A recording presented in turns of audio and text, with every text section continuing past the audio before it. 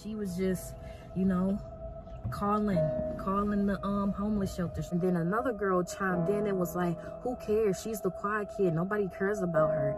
And that made me feel very low about myself. And all of that going on, I was still trying to hold on. I felt like I was out in the wilderness. Like, hey you guys, it's me, Janiyah, and I'm back at it again with a long awaited video. Thank you guys for tuning in to me, and I am so sorry that it took me so long to make this video. There has been a lot going on, but I'm so glad to be back. And with this story time, I will be giving nicknames because I don't want to, just for privacy reasons, of course. So I'm just gonna get straight into the video. I just want to start out this video by saying that this is no hate to my family. I just want to bring awareness, and I'm also not going to be saying names. I'm just going to be giving nicknames just out of respect and privacy reasons.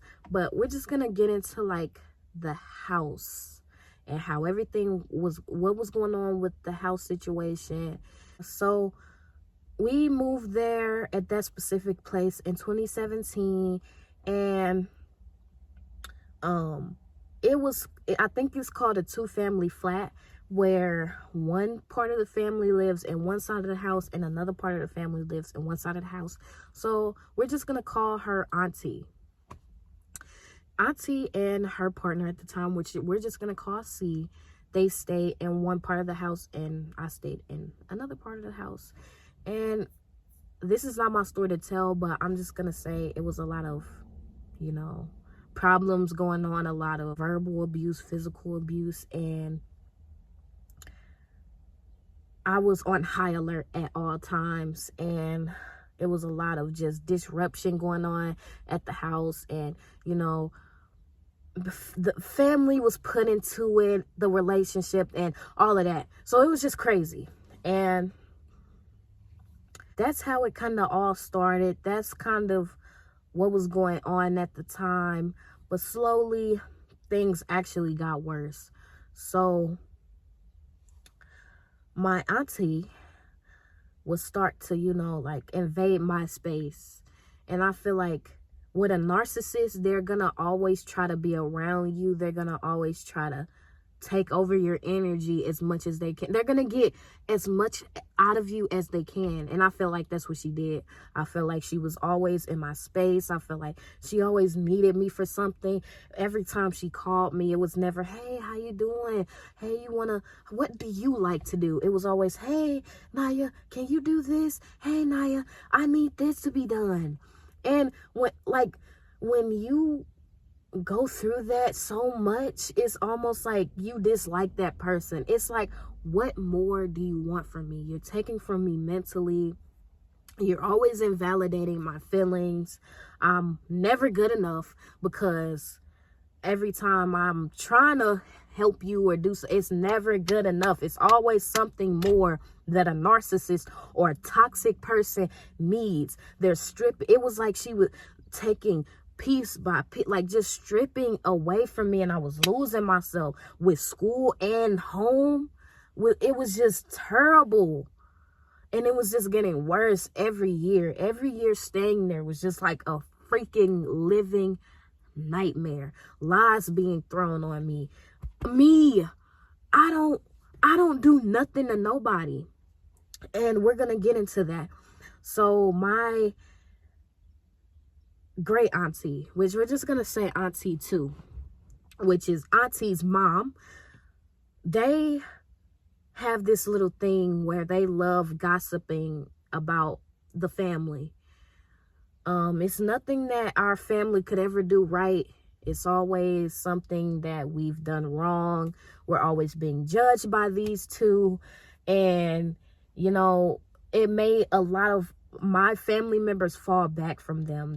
They made their own life. They did their own thing. And I'm proud of them for doing that, because it takes a lot. People don't realize that family is everything. So you take a lot. Like I was saying, you take a lot from your family. And when you take so many hits from your family, it's almost like, when is enough enough? I felt like I said, every chance that she could get, just and coming up into our house. Like, okay, imagine this. So you stay in one part of the house and your aunt or family member stays in another part of the house. They have a key to your house, but you don't have a key to their house. So they have free range to go in there. You might be changing your clothes. You might be having an intimate conversation. And here they come invading your space with more of their BS. And I was starting to get tired of it. And my mom could see that, like, you know, they were, Naya, do this, Naya, do that. And I was like, what more do you want from me? What more can I take? And it was like, we don't care. I don't care. I'm still going to take from you. I'm going to take it. It's like, I'm going to take your clothes. I'm going to take your hair. I'm going to take your shoes. That's basically how it was. And like I said in a previous video, I had more than probably what the average kid had. I had shoes. I have a car. I had so many things, and still I wasn't happy. And like I said in my other video, I wasn't going to school, and she even used that against me once, not even knowing that I was dying inside. Never do they ever ask somebody, hey, how are you doing? Hey, are you doing okay? I'm gonna say in 2023, things started to really get rough. Like, I feel like my mom couldn't take anymore. Her job, she lost her job, and then with family things, family situations going on, it was hard, you know. With a narcissist, they're gonna make you feel like you're the problem and you're not. So, my auntie was the landlord of the home, and she basically put a eviction notice on our home because, my mom was falling on hard times. My mom was trying to explain to her, hey, we can work this out. We're family. We can do this together. She wasn't trying to hear that. She was just like, give me my money or y'all gotta bounce. That hurt me so bad. Like, imagine living with your family for 7 years and they just kick you to the curb. And I started at this time, I was 17, so I was starting to really dislike her, and I was really getting upset with her because it was just like, you're making this so much harder than what it gotta be. So my mom go to court, they go to court. Things that we just gotta go. Me and my mom were scrambling. We trying to find storages. We can't afford it. I'm still trying to juggle school. It was just so much going on. My mom having panic attacks. We crying together. We just trying to figure out a way. In the midst of this, here she come, here my auntie come. It's just like a demon that won't. It's like a parasite that just won't leave you alone. Like, you're picking on a scab that's trying to heal. The toilet stopped working at the house. Like, the house was slowly deteriorating because when we moved in there, the house was already old, and there was many repairs that needed to be fixed. So there was one day where, and this was way before the eviction and all of that. So I went downstairs to her part of the house, and I explained to her, hey, the toilet isn't working. She kind of just brushed it off. Like, okay. And we were trying to find, like, different ways to fix the toilet. It didn't work. We went to Home Depot, Family Dollar, still didn't work. So we just had to make do with what we had. And we tried to make the situation better than what it was. So one day the toilet has started running, so the water started to overflow in the bathroom, and with the house, when the air or heat clicks on, it is so loud to where you really can't hear much of what's going on in your part of the house. So we hear her coming upstairs, and so it's already intense because I'm already upset with her. My mom's already upset with her. We're just trying to have a good night. We were watching a show, and here she comes, just being negative. Toilet, she just coming in there, and I was like, oh, the toilet's running. And she said it with an attitude. Yes. Like she would, like I did something to her. I didn't do anything. So, you know, I'm a child, so I'm just trying to help the best way that I can. So I went in the kitchen and I grabbed a mop, and you know, I'm trying to help clean it up. And she was like, when did this happen? Mind you, I already explained to y'all how I went down there and told her the toilet was running. She was like, when? I said, well, I told you, you know, this is when it happened. I told you the toilet has been running. And she was like, well, why you didn't tell me? I was like, well, I told you.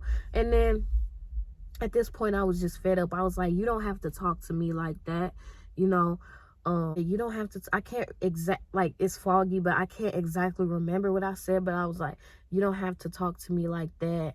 Like, you don't have to be rude or something like that.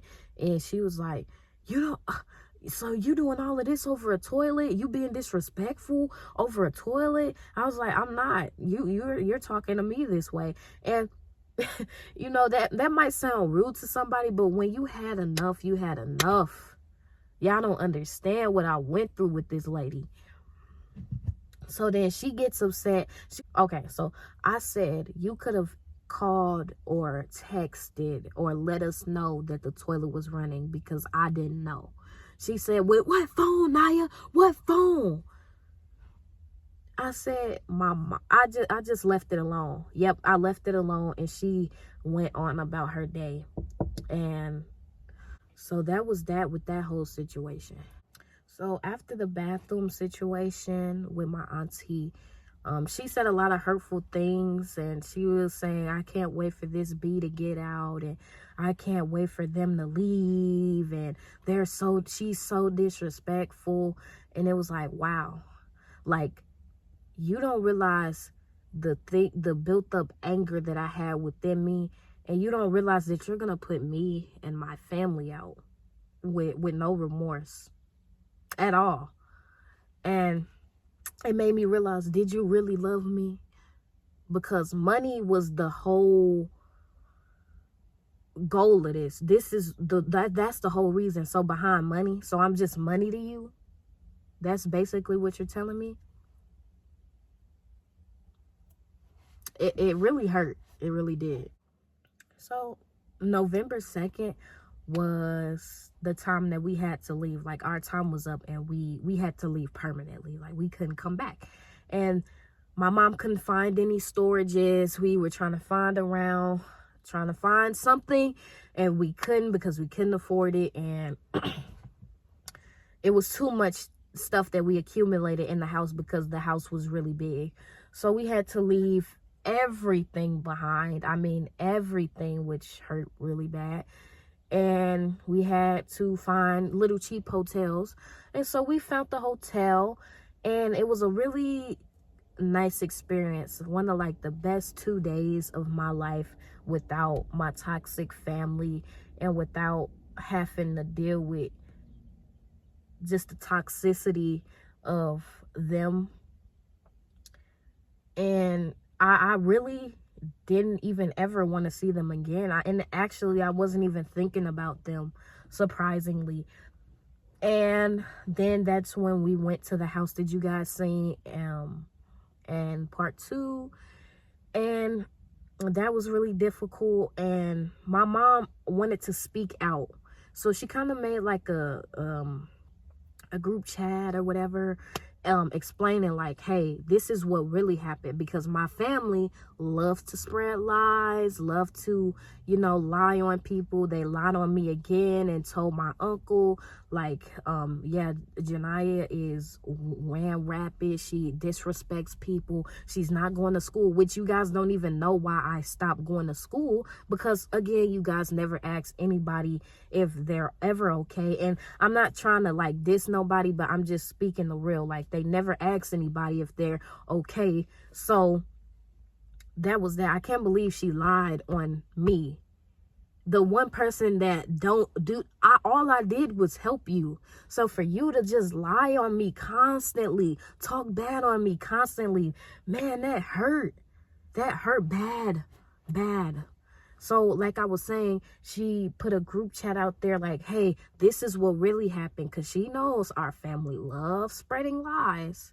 And it's crazy because it be the main people in the family that love to talk about God and it's so godly, but they don't want to talk about their wrongs and how they lie, and but you're so godly, right? I just don't understand that, because I love my God, and I would never go behind another one of my blood's back to make myself look better. So I don't understand that. And my mom wanted, like I said, wanted to explain like, hey, this is what really happened. And it was a nasty argument going back and forth. And that really hurt. It really hurt bad. Like I said in previous videos, times where I cried, and I just, the betrayal was just so hurtful. So hurtful. And it really just showed me that, wow, this really isn't my family. This really isn't. The people that I thought I loved and cared about so much went behind my back. And I thought the whole purpose for families were to stay together, to help each other, to love each other, to uplift each other. And my family was the total opposite. I got lied on, I got betrayed, I got narcissistic family, I got toxicity, I got abused mentally and verbally. I just was so lost, and it was really hard for me to actually come back from that. I don't think I could ever come back from that. But yeah, guys, that was part 3 of how I became homeless. And I hope you guys really enjoyed this. And I have so many other videos to come. This is just the beginning, guys. Like I said in the beginning, I am so sorry for being, late with these videos. It's just been a lot going on. But I have a huge surprise for you guys in the next video. So please stay tuned and make sure you drop a comment, and make sure you like, comment, and subscribe. Peace, guys.